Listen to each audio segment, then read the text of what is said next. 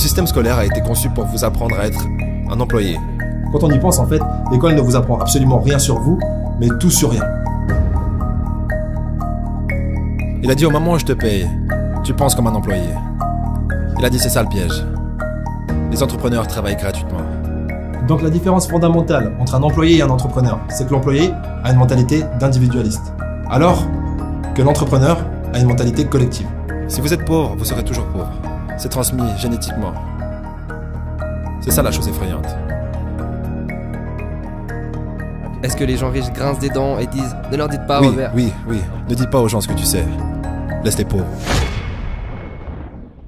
Dans cet épisode avec Robert Kiyosaki, l'auteur du livre Père riche, Père pauvre, vous allez découvrir comment est-ce que les riches deviennent de plus en plus riches et pourquoi est-ce que les pauvres ont malheureusement beaucoup de chances de le rester. C'est parti.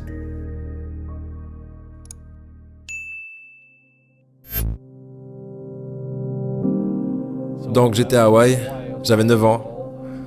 Mon père était directeur pédagogique, vous savez, avec un doctorat. Un homme très intelligent, un mec bien. Et pour une certaine raison, nous avons déménagé de l'autre côté de la ville. Et j'ai été dans une école avec des enfants riches.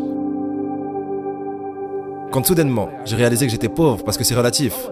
Vous savez, comme Einstein l'a dit, tout est relatif. Et donc je me souviens lever la main quand j'avais 9 ans, en parlant à ma professeure de CM1. J'ai dit, quand est-ce qu'on va apprendre des choses sur l'argent ? Et elle a dit, on n'enseigne pas l'argent à l'école. Et j'ai dit, pourquoi pas ? Et elle ne pouvait pas me répondre. Elle est devenue très frustrée. Elle a dit, assieds-toi, prends ta place. Parce que le système scolaire ne vous apprendra jamais rien à propos de l'argent. Le système scolaire a été conçu pour vous apprendre à être un employé. Ce qui est important, ou un docteur, ou un avocat, un spécialiste. Mais jamais des choses au sujet de l'argent. Et ensuite, je suis devenu curieux. J'ai dit, pourquoi est-ce qu'on n'apprend rien sur l'argent ? Elle a dit, va demander à ton père, c'est mon patron. Mon père était le directeur pédagogique. Je rentre à la maison et je lui demande, donc pourquoi est-ce qu'on n'apprend rien sur l'argent à l'école ? Et il m'a regardé et il m'a dit, parce que le gouvernement ne nous laisse pas enseigner cette matière. Le gouvernement nous dit ce que nous pouvons enseigner et ce que nous ne pouvons pas enseigner. Si tu veux apprendre des choses sur l'argent, pourquoi est-ce que tu ne vas pas demander au père de ton meilleur ami des choses à ce sujet ? Parce que le père de Mike est un entrepreneur. Et j'ai dit, qu'est-ce que tu es toi ? Il a dit, je suis un employé. Je suis un employé du gouvernement. Il a dit, la différence c'est qu'un entrepreneur doit connaître l'argent. Ou alors il n'est plus entrepreneur. Et il a dit, un employé n'a rien à connaître sur l'argent. Parce que le gouvernement s'en occupera et l'entreprise s'en occupera. Donc, ça a été la fin de mes années d'école parce que je comprenais ce qu'est un faux professeur. Un faux professeur est quelqu'un qui veut juste un travail. Et ils enseigneraient n'importe quoi. Vous savez, ils enseigneraient comment cirer des chaussures si vous les payez plus. Mais ils ne savent pas vraiment ce qu'ils enseignent. Et dans la vie, l'une des choses que je suggère aux gens, vous devez trouver un vrai professeur plutôt qu'un faux professeur. Et un faux professeur, c'est quelqu'un qui ne fait pas ce qu'il enseigne. Et un vrai professeur fait ce qu'il enseigne tous les jours. Donc mon comptable, mon avocat sont là-dedans tous les jours. Et c'est comme ça que j'ai appris, parce que chaque jour je résous des problèmes dans mon business. Deux choses importantes que l'école ne vous apprend pas. La première, Robert Kiyosaki vient de le dire, on vous apprend rien sur l'argent. Et le peu qu'on vous apprend en réalité, c'est des choses qui sont totalement fausses. En tout cas qui portent à confusion.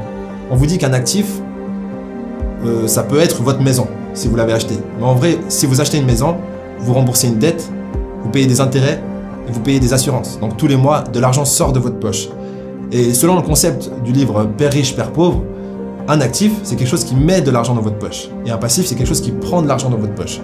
Donc ça veut dire que si vous achetez une maison mais que vous payez des intérêts tous les mois, c'est un passif. Donc j'imagine que pour la plupart d'entre vous, votre seul, entre guillemets, actif, c'est votre salaire. Mais si on y réfléchit bien, c'est aussi un passif sur un élément très important qui est votre temps. Parce que vous pouvez gagner toujours plus d'argent, mais vous ne pouvez pas récupérer votre temps. Et lorsque vous travaillez dans un job que vous n'aimez pas, pour un salaire, ok, vous avez un actif, ce salaire, mais vous avez un gros passif sur votre temps. Et ça, c'est quelque chose à comprendre, je pense, parce que c'est ce qui m'a motivé personnellement à créer des assets, des actifs, à côté de mon asset qui était mon salaire. La deuxième chose que l'école ne vous apprend pas, c'est apprendre à apprendre. Quand on y pense, en fait, l'école ne vous apprend absolument rien sur vous, mais tout sur rien. Moi, c'est ce que je ressens. Parce que vous apprenez pas à gérer votre système émotionnel, vous apprenez pas à mémoriser, vous apprenez absolument pas à utiliser votre propre système d'exploitation, ce qui est votre corps, votre cerveau. Et du coup, c'est assez aberrant. Comment est-ce qu'on pourrait faire un bon travail en tant qu'individu si on se connaît pas ? Et du coup, l'école devra répondre à cette question. Mais malheureusement, j'ai pas encore de bonnes propositions à faire, donc on va juste continuer le débat. Donc la deuxième chose que l'école ne vous apprend pas, c'est apprendre à apprendre. Lorsque vous apprenez, en fait, vous êtes gavé d'informations théoriques, mais que vous ne passez pas à la pratique, en fait, on ne vous apprend pas à faire des choses, on vous apprend à être un théoricien. Et ça, c'est un réel problème, parce que l'école n'est pas là pour créer uniquement des profs, mais aussi des gens qui peuvent créer de nouvelles choses et résoudre des problèmes qui n'ont pas encore été résolus. Donc une astuce, parce qu'on n'est pas là seulement pour se plaindre.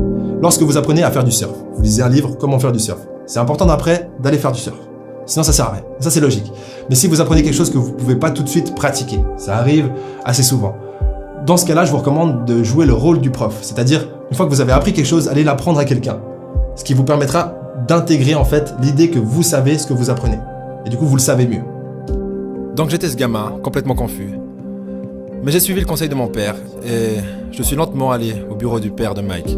Et finalement, avec de la persévérance, mon père riche a commencé à m'enseigner des choses sur l'argent, à une condition. Et cette condition, c'était qu'il ne me paierait jamais.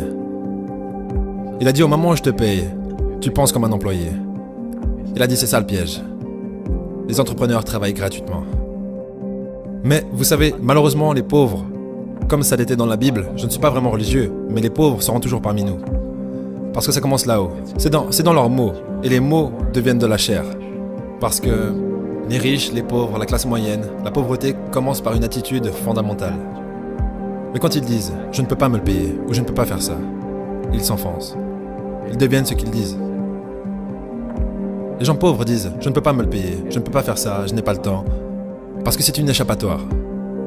C'est une échappatoire. Vous voyez ce que je veux dire? C'est plus facile de dire « je ne peux pas me le payer » ou « je suis trop fatigué, je ne peux pas aller à la salle ». Quand vous savez que vous pouvez aller à la salle. Mais non, je ne peux pas. C'est vrai. Et votre père riche disait quoi au lieu de « je ne peux pas me le payer ». Comment est-ce que je pourrais me le permettre? Comment je peux faire ça? Vous savez, qu'est-ce que ça demanderait? Ou pourquoi est-ce que je devrais faire ça?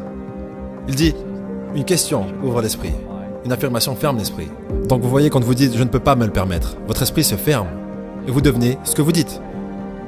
Vous savez, les gens disent « eh bien l'argent n'est pas vraiment important pour moi ». Alors, si l'argent n'est pas important pour vous, l'argent n'est pas important pour vous. Je veux dire, tu vois ce que je veux dire? Je m'en fiche de l'argent. L'argent s'en fiche de toi. Vous savez, les mots deviennent de la chair. Oh, je ne serai jamais riche. Ou le préféré, les riches sont égoïstes. Ce sont les pauvres qui sont égoïstes. Si vous y pensez. Parce que pour être riche, vous devez donner quelque chose. Je dois produire des livres ou des jeux. J'achète des biens immobiliers, je fournis des logements.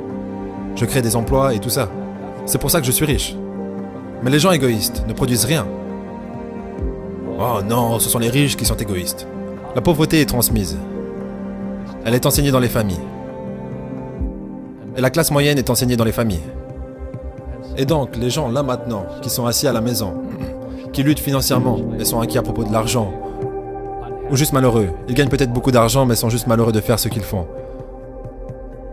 Ça vous a probablement été enseigné. Vous savez, votre ego a été éduqué.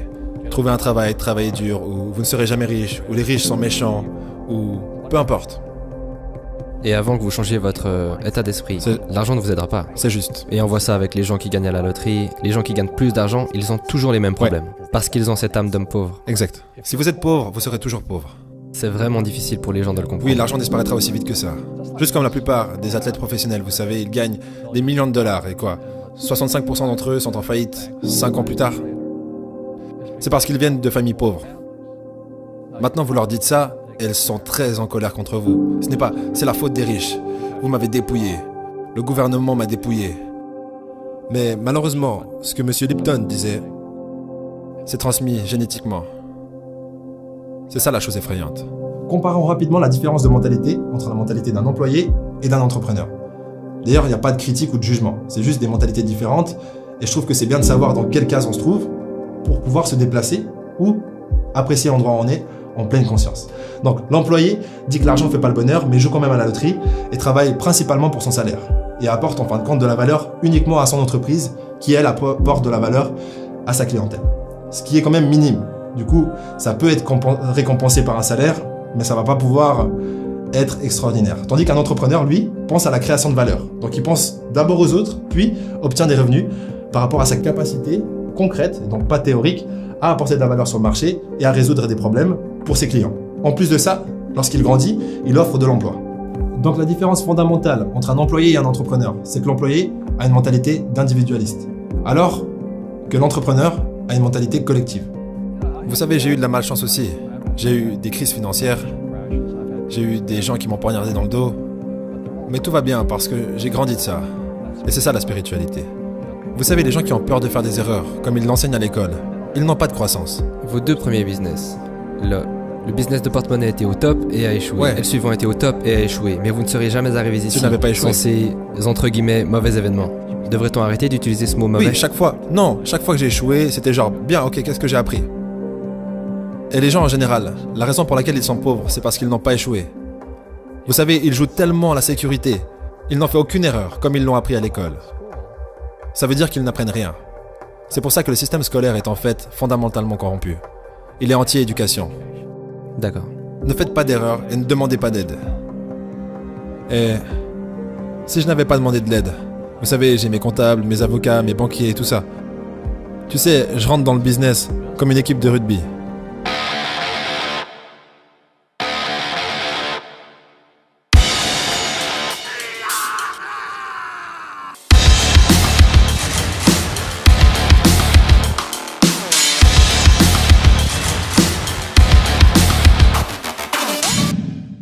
C'est boum, boum.